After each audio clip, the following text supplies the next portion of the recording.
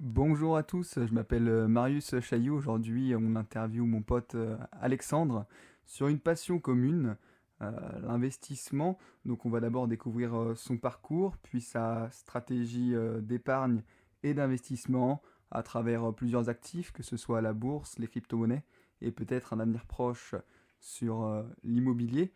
Alors, d'abord, je vais te demander de te présenter rapidement, Alexandre. Pas de problème. Alors bonjour à tous, je m'appelle Alexandre. J'ai 25 ans dans un mois. Et donc actuellement là je travaille en Suisse, dans les vignes, donc dans le magnifique vignoble du Lavaux. C'est un vignoble très très reconnu, il est classé patrimoine mondial de l'UNESCO. Ok, intéressant. Et tu peux nous raconter un peu ton parcours scolaire, d'où tu viens, ton cadre d'enfance?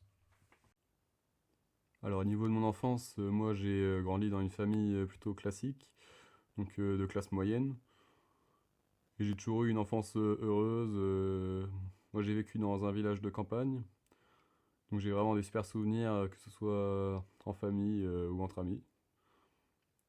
Au niveau de l'école, j'ai toujours été plutôt bon, donc j'avais des facilités. Alors du coup, j'avais des bonnes notes, mais vraiment sans jamais bosser. Moi, j'étais plutôt un flemmard, entre guillemets.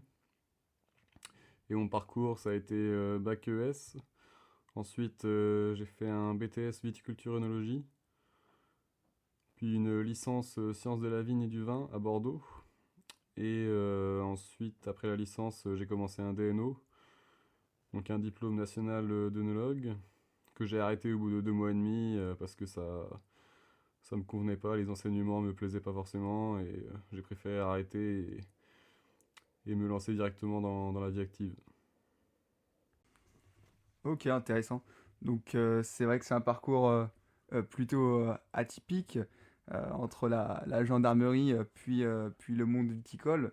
Est-ce que tu peux nous expliquer ce qui a été ce déclencheur en fait? Est-ce qui t'a fait bifurquer de la gendarmerie vers le vin? Suite à mon bac ES, j'ai bossé pendant un an en tant qu'intérimaire et saisonnier. Le but c'était de me préparer pour ma formation militaire, préparation physique et aussi préparation culture générale donc pour le concours. Donc là, mon seul objectif c'était d'être gendarme motard. Et donc une fois les concours réussis, j'ai été à ma formation et rapidement on a eu une visite médicale qui s'est terminée avec une conclusion, c'est que je pouvais pas être gendarme motard à cause de ma vue qui n'était pas assez bonne, tout simplement. Suite à ça, j'ai directement décidé d'arrêter la formation parce que du coup mon seul objectif c'était d'être motard. Suite à ça, j'étais un peu dans le flou total. Et j'ai enchaîné les travaux encore une fois, saisonniers, notamment dans les vignes. Et c'est grâce à ces expériences-là que j'ai vu que ce milieu-là me plaisait. Et donc quelques mois plus tard, j'ai décidé de me lancer dans un BTS Vitiono. Ok, super, super intéressant. Et c'est vrai qu'en plus, aujourd'hui, tu as vu beaucoup d'horizons, tu as beaucoup voyagé à travers tes alternances et tes premiers postes en CDI dans le vin. Mais maintenant, est-ce que tu as pris une décision sur ton futur? Est-ce que tu veux vraiment rester dans le vin, rester dans un vignoble, ou alors plutôt te reconvertir, créer un autre chemin? Alors honnêtement, en ce moment, je me pose pas mal de questions. On va dire que le travail, que ce soit dans le chai ou dans la vigne, ça peut être assez éprouvant. Surtout là où je suis en ce moment, en Suisse, c'est des vignobles très pointus. On fait tout à la main. Donc c'est hyper éprouvant et c'est aussi assez nocif pour la santé. Donc c'est pas forcément ce qui me convient. Et en ce moment, je me dis qu'il faudrait peut-être que je trouve une autre voie, et peut-être toujours dans la filière vitivinicole, mais ça peut être dans des organismes. Il y a beaucoup de voies possibles dans ce métier-là. Du coup, ça pourrait être dans des organismes, par exemple, de cahier des charges, à l'INAO ou autre. Mais ça pourrait être une expérience intéressante, je pense, que je pourrais creuser là-dessus. Ouais, effectivement, le monde du vin est un monde plutôt large. Et au niveau de l'entrepreneuriat, ça te plairait pas, toi, peut-être pas de reprendre un vignoble, mais de créer ta boîte dans cet univers, ou alors dans un autre univers? Alors moi j'ai toujours dit que je voulais jamais ouvrir mon propre domaine, parce que pour moi c'est un business vraiment de fou. Faut consacrer toute sa vie au domaine, et c'est pas forcément ce qui est le plus rentable. Déjà pour acquérir un domaine, le mieux c'est de s'associer, mais ça demande quand même pas mal d'apports. Et au final, derrière l'investissement, il n'y a pas forcément de retour sur investissement, où ça peut prendre 20 ans. Tu consacres toute ta vie pendant 20 ans à un truc, où parfois personne. Il y a beaucoup de vignobles où le propriétaire ne gagne pas forcément beaucoup d'argent, alors que l'investissement est énorme. Donc il mériterait beaucoup plus, mais c'est pas le cas. Là où je suis en Suisse, par exemple, la majorité des vignobles n'arrivent pas à vendre le vin, surtout en ce moment. Donc c'est très compliqué de vivre.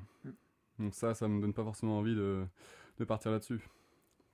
Et le fait que tes parents ne viennent pas du monde viticole complique aussi peut-être les choses au niveau de la transmission et, euh, et l'acquisition d'un domaine.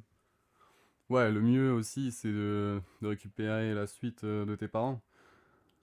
Quand t'es fils de viticulteur, c'est toujours plus facile d'avoir un domaine que par rapport à quelqu'un qui n'a pas de famille issue du monde viticole.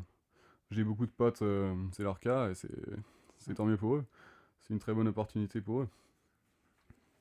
Ok, donc on voit que tu es encore en pleine réflexion concernant ton avenir professionnel, mais, euh, mais effectivement, il y a plein d'opportunités. Est-ce que peut-être tu aurais un salaire ou un niveau de vie que tu aimerais bien atteindre, un objectif? Alors disons que si je reviens en France, pour vivre, je pense que moi personnellement, 2 500 € par mois, ça m'irait largement. J'ai pas un train de vie très élevé, on va dire que je suis une personne assez simple, je fais pas des grosses dépenses. Après, on va dire que j'aimerais aussi pouvoir prendre soin de ma famille. Donc si j'ai une femme avec des enfants, il faudra que j'assume, on va dire, et là forcément il faudra augmenter le salaire. Donc après tout dépendra de la vie que j'ai, mais je pense que déjà 2 500 € par mois, en tout cas pour un début de carrière, c'est bien. Ok. Et, et si tu avais un âge peut-être de départ où tu commencerais à ralentir, à prendre le pied, peut-être à arrêter ton activité professionnelle, ce serait à quel âge? Mais alors franchement, tout dépend de ma vie, encore une fois. Mais si j'ai un travail qui me plaît pas forcément ou je suis pas forcément épanoui, c'est vrai que je vais essayer de tout faire pour pouvoir partir à la retraite le plus tôt possible. Donc en ayant créé mes propres revenus, notamment avec l'investissement. Mais je pense qu'à 50 ans déjà, si je peux partir, ce serait super. Ça peut paraître assez tôt pour certaines personnes, parce que c'est vrai qu'en France, on a l'habitude de la retraite à 65 ans. Donc si on dit 50 ans, ça peut paraître bizarre, mais c'est pas impossible du tout. C'est vrai que ça peut paraître bizarre, mais tu vois, nos grands-parents sont quand même partis à la retraite à 55 ans. Mais c'est vrai que là maintenant, on parle plutôt de retraite à 65, voire plus dans les années à venir.